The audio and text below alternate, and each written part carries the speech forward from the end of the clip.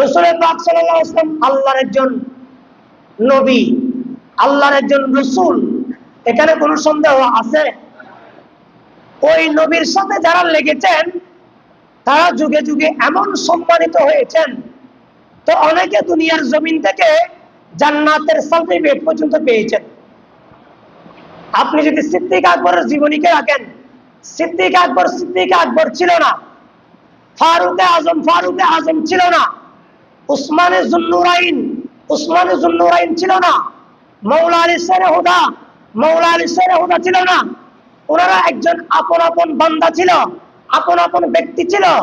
যেই মাত্র নবীর সাথে লেগেছেন ওই মাত্র ওই ব্যক্তিদের সম্মান এমন হয়েছেন, পৃথিবীর ইতিহাসে কিতাবের মধ্যে প্রমাণিত হচ্ছে।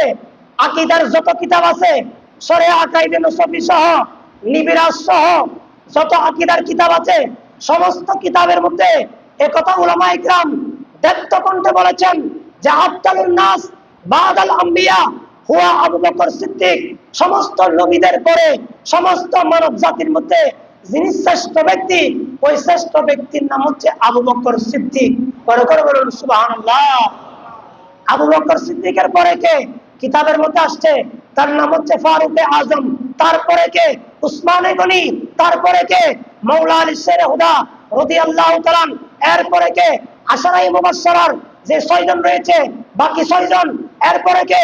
কিতাবের মধ্যে লিখছে যারা জঙ্গে বদরে 313 জন সাহাবায়ে কেরাম ইসলামের প্রথম যুদ্ধ করেছেন, তারা হচ্ছে সর্বশ্রেষ্ঠ উম্মতের মধ্যে রাসূল পাকের উম্মত।